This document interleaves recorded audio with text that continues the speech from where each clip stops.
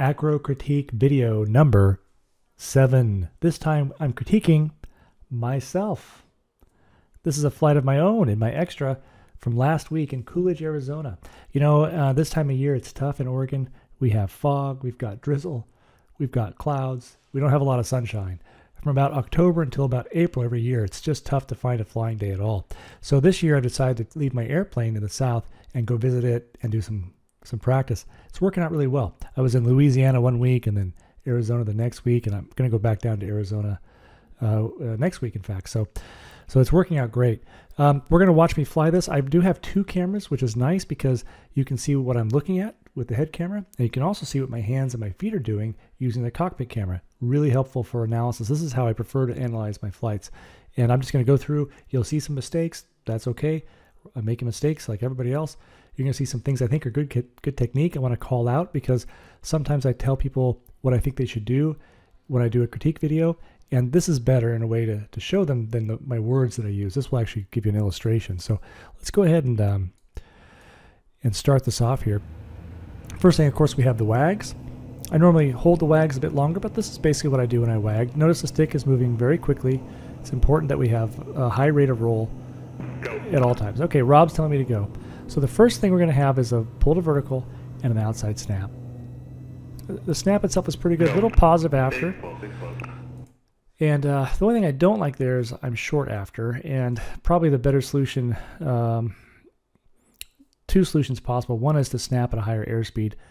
I don't know if I'm okay doing that. I might have to go and look and see what airspeed I was using, but probably the better solution is to actually come in a little slower so I'm not drawing such a long line before the snap. I think the looping portion of this figure is probably fine. So I have enough energy after the snap. I just need to have a shorter line before the snap. I'll play with that a bit more, but that's one thing I noticed from watching this. Now let's continue. And Rob told me to go. He's trying to help me and told me to float, trying to remind me to float. And now we have a 2 of 2 on a 45. I could have pulled a little harder there to set that 45. Go. And again, Rob's helping with the timing. Now we pull vertical. It'll be a 2 of 8 to the left, then a half roll right. 2 of 8s look pretty good. The half roll, I did drag the left wing after, and I'm not exactly sure what happened there. I just guess I got on my back at some point, and I'll have to pay more attention to that next time. But it's early in the season. Now we have a 1.5 snap, or 1 1/4 snap, which is great because this will show you the technique that I'm talking about. And you heard Rob say good, he liked it. So if you just watch the technique, this is the load and then unload with a hook that I mentioned sometimes in these videos. That's what it looks like. Very fast. Okay, now I'm pulling to vertical, and you'll hear me breathing.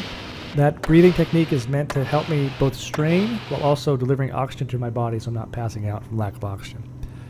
There's a roll with a nice crisp stop. That's exactly how we want the rolls to go. And laying out now for the spin. The spin, it gets very flat. I've been playing with this. I kind of like to do the flat spins like this, but the problem is I'm worried I'm going to get a deduction on the stop. The actual entry of the spin, there's no way I'm going to get a 0 there. It's clearly a spin. I like the rotation of the spin. The stop, I've watched it on video, and I personally think it's great. I like that flat approach, and the nose just kind of swings down like this. It needs to be a little smoother than I executed here, but overall I like the technique, but no one else seems to do that. So maybe not the best idea. I'm going to keep playing with it, but that's just something to show you there. But I think if you go back to the start of the spin, if you watch these videos, the series on Acro Critique, you'll hear me talk a lot about how all 3 axes have to move at once. And I think this accomplishes that. The stall is clear. There's the stall. There's movement on all 3 axes. Whether or not the spin needs to be that flat is the issue to me at this point. Next, we have a 3/4 snap, which will be left-footed. And I favor my left foot quite a bit. I think the one actually going the other. We'll come back to what he's saying there in a second. I do favor my left foot. That's a problem.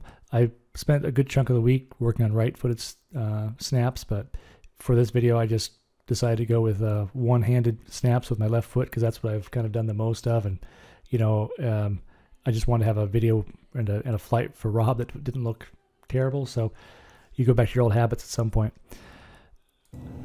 Now, if you look at this snap and follow afterwards, you'll recognize from some of these videos, I talk to people about not letting the line change after it's set. So let's watch the snap, and now watch it point over the nose. And if you look at a lot of these videos, I mentioned how on the line down, there's a lot of curving going on. You can see the point over my nose I'm looking at on the ground is not changing in these videos. That's good technique. That's what it should look like. It should look stationary. All you should see is expansion of the ground when you're going towards it. You should not see expansion and then also movement on the ground. That means the nose is moving. Here's another big pull. And what Rob's telling me here is simply that maybe the wind is a little tailwind and I'm getting out of position, but by making this pull bigger, it settled that problem. Now we have the 8-point roll, which is good except for this third point. I'm not happy with how the roll doesn't really stop here. So there's a good stop, pretty good stop. That one there's not a good stop. It needs to really stop. On the roller, it's not like terrible technique. I just get behind, and it's just bad execution more than bad technique. And that's why Rob's telling me get on the rudder. I just got behind again. Or ahead, however you want to call it. And then he's telling me to push because I was not going to make the turn. So that's not the worst rolling turn I've ever done, but not a great one either. Now next, pulling to vertical for the canopy down tail slide. I'm cheating far too much here. So there's not a lot of slide. Just not quite enough. I don't think I'd get a 0, but I need more slide than that. Now we have 3/4 outside snap. I'm happy with this snap. Could maybe push a little more, but it's a good snap. Next figure is going to be pull vertical and then a 2 of 4. And then we have a half loop and a quarter loop combination with a 4-point roll on top. It's a really neat figure. And for this, the trick to these really is just to be very straightforward about them. It's not complicated. We push, we start the loop. At some point we want to point. So we roll and then we use the rudder to continue the curve. Then we roll again. We use the elevator to continue the curve. We roll again. We use the rudder to continue the curve. That's all there is to it. There's no complicated movement of the controls, nothing to coordinate really. It's just simply roll, rudder, roll, elevator, roll, other rudder, roll, push. So there's point 3 and 4. Push, and now we have to connect that to the quarter loop, so it's immediately transitioned from a push to a pull. Pretty simple figure. Now pull vertical. And now this will be a 45 down inverted with a 1 1/4 outside snap followed by a 3/4 roll opposite. So outside snap, have to push, and you'll see again the hook, push, hook, and then back to center. Good. And Rob liked that. That's good. That's what we want to hear. Okay, good. I did something right. Now pull to vertical. Now here's another roll on a vertical line. The sequence has 2 vertical rolls on it. And I don't like this one as much as the other one because I notice that my stick does not stay deflected fully. So if you watch this again, the stick is deflected, and then I just kind of bring it back a little bit before the stop, and that's because I'm worried about overshooting. I got lazy. That's not the right technique. It's a small thing, but those kinds of mistakes are very dangerous. We don't want to get too careful. We want to be flying very aggressively. So that's a mistake. Now laying out. Next thing is a lay down Humpty. So I'll pull to 45 down inverted. Be a half snap, which I'll do with 2 hands. This is the only snap in the sequence I do with 2 hands. It's because I've had trouble making a good snap here. Now, after that half snap, you'll notice the nose is over to the right. It has to be moved back to the left with the rudder. That's a normal problem with half snaps. And the trick to that is just not to let up so much on the rudder you use to issue the snap. Leave it in slightly, and that will make the nose come over without having to do it as a separate step. So that's all that is. Pretty simple technique. I just didn't do it correctly on this one. And from the judge's perspective, they're right off the left wingtip, so they would probably not even notice I did that, but still not the right technique. Rob called that snap soft. From the cockpit, it felt good, but that's why I was using 2 hands to try and get a little more aggressive with it. And you heard my breathing again, and then the 2 of 2, and now laying out. Again, now we have a double roll. And if you watch the double roll, you can see how it's not a lot of movement, but you can see my legs do move. And people ask us all the time, well, when you're rolling an extra, do you just use the aileron because it rolls so fast? No, you have to do all the things you do when you roll any other airplane. Just watch my legs. So it's not simply holding in the aileron. There's down elevator, up elevator, rudder, just like a roll in a slower airplane. Okay, now this is an S, so we're pulling 5/8 loop. 1.5 snap, and I got a little lazy here. I really should use 2 hands for this snap and made it explode, but it's okay. It's a good snap. And the last thing to do is to pull. Now you're hearing me breathe because the reason I'm breathing through this figure is because at the beginning I'm laying out upside down, and when you do that and you pull, it's possible you'll gray out because you have all your blood is pulled in your head, and your vascular system opens up. So as soon as you pull, the blood just rushes out of the important part of your body, which is your brain, and you can gray out very easily.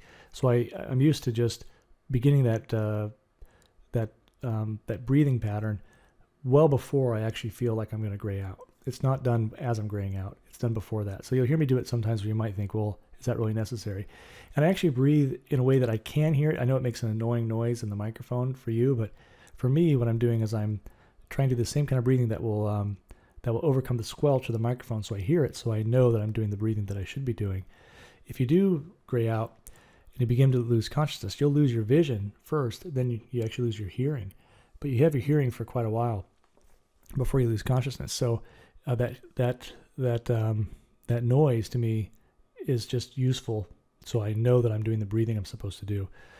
Okay, and now we have a 1 3/4 roll, and then 3/4. And I'm not super happy with how that went. The 1 3/4 I think is fine. That doesn't bother me. It's a little over, but that's intentional. We actually deliberately roll these just a bit over because the judges are on the ground. If you're exactly vertical, they don't maybe see it as vertical. You just go a little extra. That's fine. But the 3/4, when I release the rudder for the 1 3/4, I can just see that you can see the nose kind of swing a little bit. Probably not visible from the ground, but there was something about that wasn't right. And then I didn't really hit the stops as well as I could have. One of them is over. So the first one that's over is on purpose. That one was not. That's probably deduction. Okay, so that's the flight. Throughout there, I think the techniques that you can pick up from that would be useful are the rolls. Generally speaking, the rolls are pretty good. Full deflection, back to center, full deflection, back to center. That's good. The rudder work and all the rolls looks pretty good to me. The pulls, I think basically the pulls are pretty good. Then we get onto the snaps. It would be better to use 2 hands. The hook is not too bad, but the hook could be a little straighter. Instead of going so far forward over, sometimes I notice could curve it a little bit, make it a little quicker. Might be a little better. It's probably a little too distinct. And the spin doesn't need to be so flat. Maybe not. Maybe it's not good to be so flat. I'm going to keep playing with that.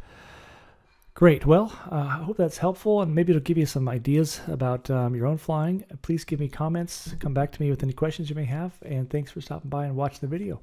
See you next time. Bye-bye.